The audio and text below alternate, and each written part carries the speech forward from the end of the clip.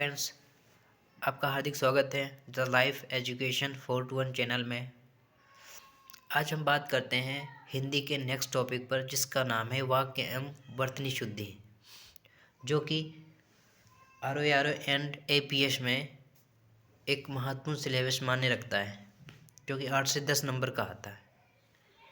बात करते हैं वाक्य एवं शुद्धि वर्तनी पे। क्वेश्चन नंबर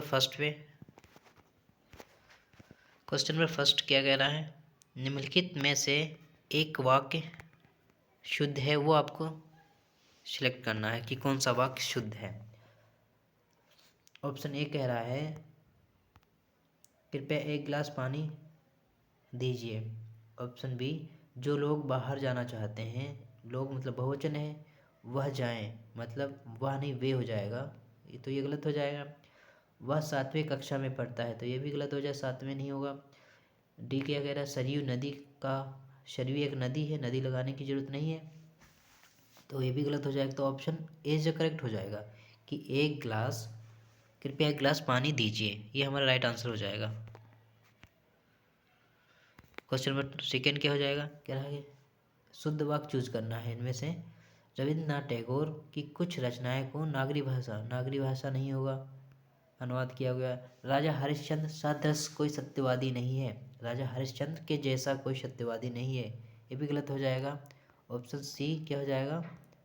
ऑप्शन सी, पद के चौथे भाग को चरण कहते हैं, ये भी गलत हो जाएगा। ऑप्शन डी क्या कह रहा है? रामचंद्र शुक्ल ने अनेक ग्रंथों की रचना की, तो राइट आंसर हमारा डी हो जाएगा कि रामचंद्र शुक्ल, ये हमारा राइट आंसर हो जाएगा कि अनेक ग्रंथों की रचना की, जो कि UPPSC जो 21 में आया हुआ है।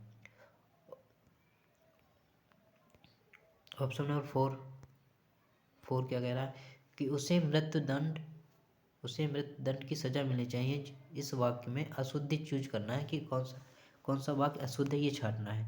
तो संसद का वाक्य इसमें प्रयोग हुआ है? नहीं। इस वाक्य में विदेशी शब्द सजा का प्रयोग हुआ है? नहीं, ये भी गलत है, सेकेंड भी गलत है, कोई अशुद्धि नहीं, डी भी गलत है। तो ऑप्शन सी जो करेक्ट हो जाएगा कि दंड और सजा एक जैसे शब्द है, समानार्थी शब्द हैं। ऑप्शन सी जो करेक्ट हो जाएगा, ऑप्शन सी जो करेक्ट हो जाएगा, सी ऑप्शन करेक्ट हो जाएगा। ठीक। क्वेश्चन नंबर फाइव क्या कह रहा है? निम्नलिखित वाक्य में जो शुद्ध है वो बताना है, शुद्ध वाक्य को बताना है। ठीक है, शुद्ध वाक्य कौन सा है? कह रहा है कि उसे मुक्त कंठ से बढ़ाई की, मुक्त कंठ मतलब उसे मुक्त कंठ से बढ़ाई की बता रहा है। ऑप्शन बी है, उसने मुक्त हस्तधन लुटाया।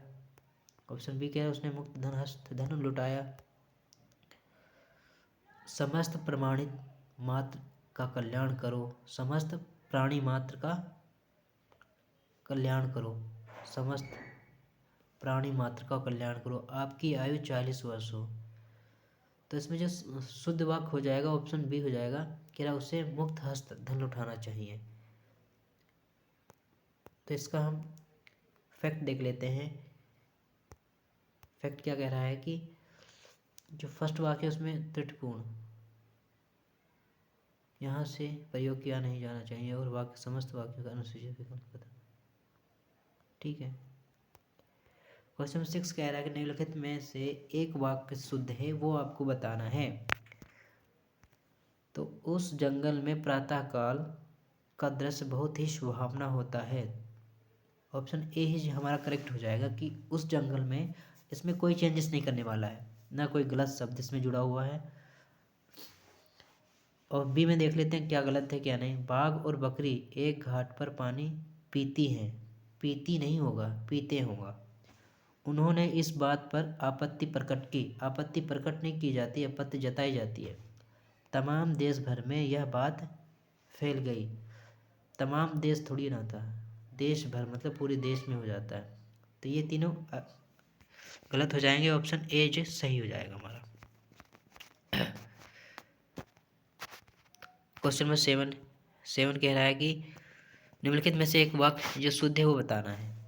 मैं अनेकों बार, ये गलत हो जाएगा, अनेकों नहीं होगा, अनेक होगा। ऑप्शन ए जो गलत हो जाएगा। इस हीरे का मूल्य नापा नहीं जा सकता, हीरे का मूल्य नापा नहीं तोला जाता है, नापा नहीं जाता है तोला जाता है।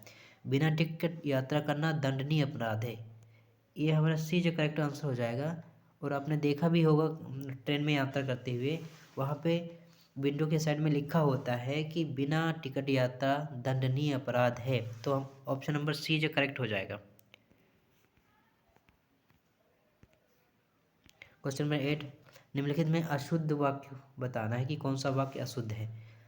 ऑप्शन ए क्या कह रहा है कि गौतम ऋषि की पत्नी का नाम अहिल्या अहिल्या था। गौतम ऋषि पत्नी का नाम अहिल्या था। इस कार्य में बहुत विलंब हो गया है। इस कार्य में बहुत विलंब हो गया है। रसगुल्ला, ये ए भी सही है और बी भी सही है। रसगुल्ला बहुत स्वादिष्ट है, सी भी ऑप्शन सही है। एक गुलाब की माला खरीद लेना। एक गुलाब की माला, गुलाब की एक माला खरीदना, क्या करना, गुलाब की एक माला, ये यहाँ पे आ जाता है, एक माला खरीद लेना, ये हो जाता है हमारा। ऑप्शन डी जो करेक्ट हो जाएगा। ऑप्शन डी ये जो करेक्ट आंसर हो जाएगा इसमें हमारा। ऑप्शन डी जो करेक्ट हो जाएगा। ए आर ओ प्री 2022 में आया हुआ है।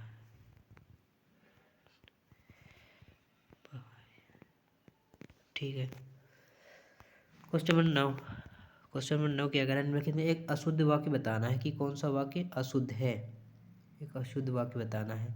देखो, इस बात का स्पष्टीकरण करना आवश्यक है।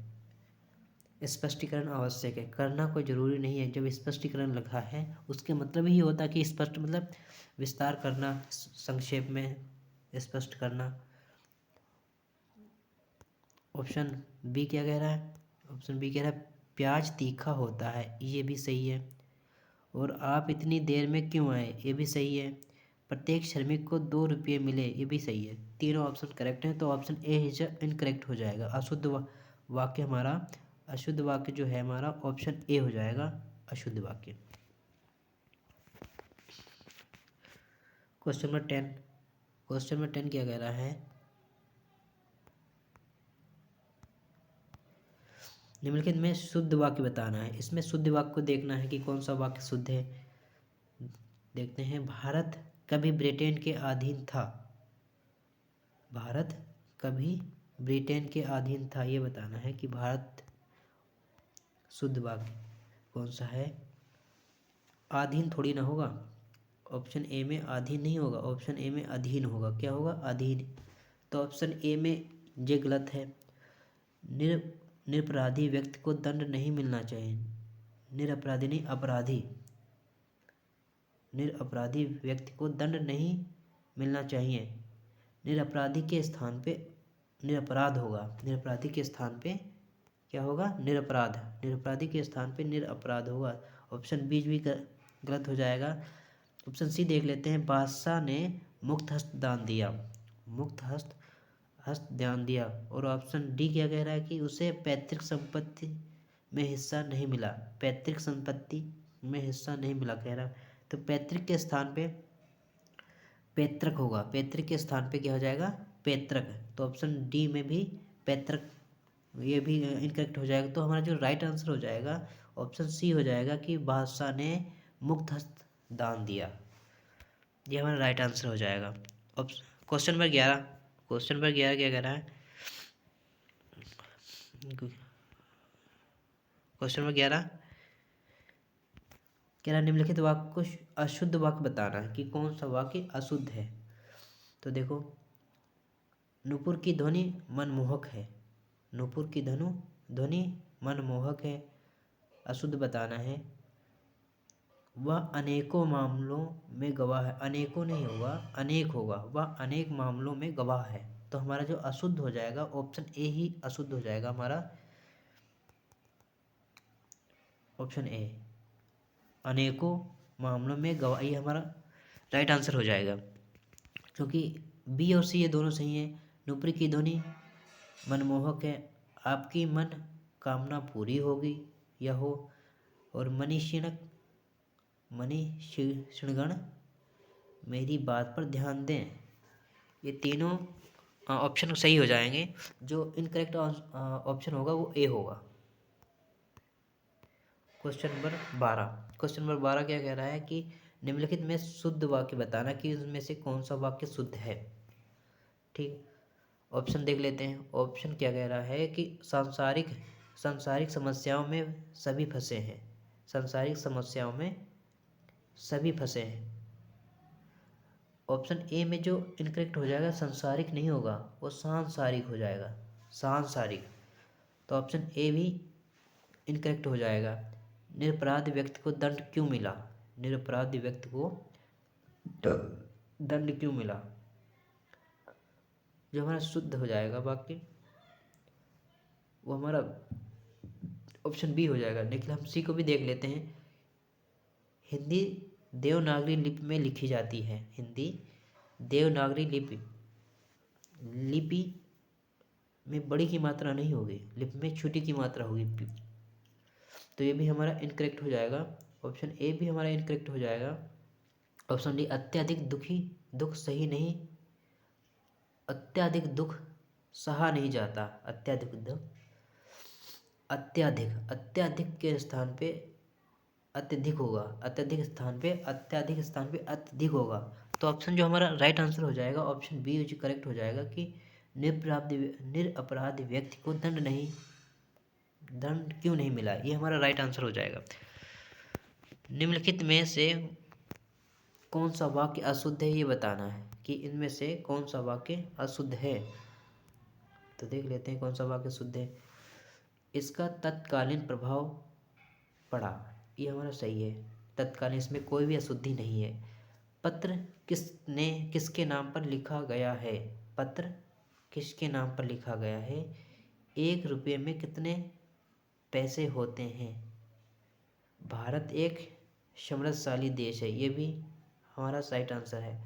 तो हमारा इनकरेक्ट आंसर हो जाएगा B and C. B C हमारा इनकरेक्ट आंसर हो जाएगा। इनके फैक्ट पे बात कर लेते हैं।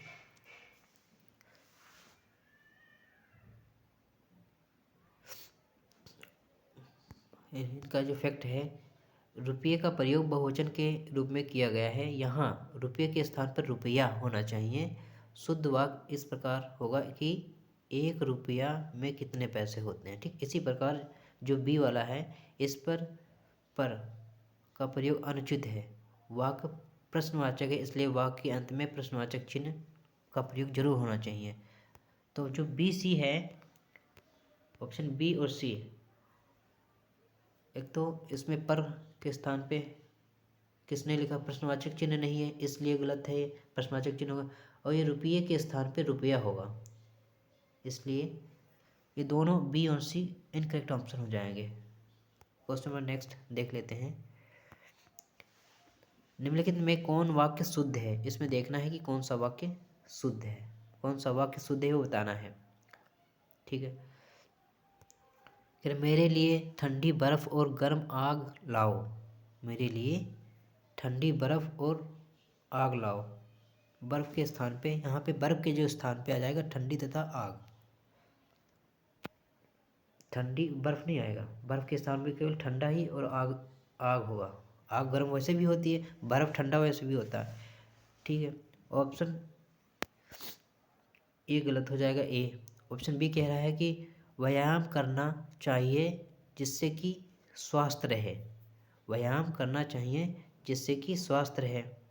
तो ऑप्शन बी जो है विकल्प में की साथ ही जो होगा, व्यायाम करने के साथ में ही, यहाँ पे जो इनकरेक्ट हो जाएगा वो हो जाएगा की। और हमारा जो वाक्य हो जाएगा, व्यायाम करना चाहिए साथ में शरीर स्वस्थ रहे। ऑप्शन सी कह रहा है कि एक एक करके सभी मर गए। तो सभी के स्थान पे यहाँ पे जो इनकरेक्ट हो जाएगा, इसमें सभी इनकरेक्ट हमारा हो जाएगा सभी। यहाँ पे कि एक एक करके वैसे भी सभी आ जाएंगे, उसमें सभी लगाने की ज़रूरत नहीं है। ऑप्शन डी हो जाएगा तुम्हारा यह कहना मेरे लिए बड़ी बात होगी। इसमें कोई अशुद्धि नहीं है, इसमें कोई अशुद्धि नहीं कह रहा कि तुम्हारा यह कहना मेरे लिए बड़ी बात होगी। ये ARO में 2021 में आया हुआ है। क्वेश्चन नंबर 15 है, निम्नलिखित में एक अशुद्ध वाक्य चूज करना है कि कौन सा वाक्य अशुद्ध है। अशुद्ध वाक्य, ठीक है। पहला है, पूज्यास्पद व्यक्ति का सम्मान करना चाहिए। पूज्यास्पद, इस वाक्य में जो है पूज्य या पूजनीय व्यक्ति का सम्मान करना चाहिए। पूज्यास्पद के जगह पूज्य होगा, क्या होगा, पूज्य या पूजनीय होगा। तो हमारा जो अशुद्ध हो जाएगा, ऑप्शन ए ही हमारा अशुद्ध हो जाएगा। ऑप्शन ए ही हमारा अशुद्ध हो जाएगा। बाकी जो ऑप्शन भी देख लेते हैं। दक्षिण भारत के लोग हिंदीतर भाषी हैं, ये भी सही है। दक्षिण, सुरेखा ने गीत की 2-4 कड़ियाँ गाईं, ये भी सही है। अब परीक्षा प्रणाली बदलनी चाहिए, ये भी सही है। तो हमारे तीनों ऑप्शन सही हो जाएंगे और करेक्ट ऑप्शन हो जाएगा ए। क्वेश्चन नंबर 16 क्या करने वाले में से एक वाक्य को शुद्ध बताना है कि कौन सा इनमें से शुद्ध है। इन वाक्यों में कौन सा शुद्ध है, तो देख लेते हैं। चरखा काटना चाहिए। चरखा काटना चाहिए, चरखा चलाना चाहिए, काटना थोड़ी ना चाहिए, ठीक है। चरखा क्या है, चलना, चलता ही तो है। उसने मुक्त हाथ से धन लुटाया थोड़ी ना, मुक्त हाथ से धन दान दिया। ऑप्शन फिर हमारे यहाँ तरुण नवयुवकों की शिक्षा का अच्छा प्रबंध है। तरुण नहीं लगाना चाहिए, नवयुवक ही काफ़ी है। नवयुवक मतलब नवयुवक, तरुण ही आ जाता है उसमें। ऑप्शन डी क्या कह रहा है, मुझसे यह काम संभव नहीं है। तो हमारा जो करेक्ट आंसर हो जाएगा वो ऑप्शन डी हो जाएगा। बाकी तीनों ऑप्शन इनकरेक्ट हो जाएंगे। ये थे वो क्वेश्चन जो कि वाक्य और वर्तनी शुद्धि से संबंधित थे एवं ये प्रीवियस ईयर को एग्ज़ाम में आए हुए भी हैं, RO MPCS की परीक्षा में। आशा करता है ये वीडियो आपको अच्छी लगी होगी एवं आने वाले एग्ज़ाम में ये वीडियो आपके लिए हेल्पफुल होगी। अगर ये वीडियो आपको अच्छी लगे तो लाइक एंड सब्सक्राइब करना ना भूलें। Thank you class.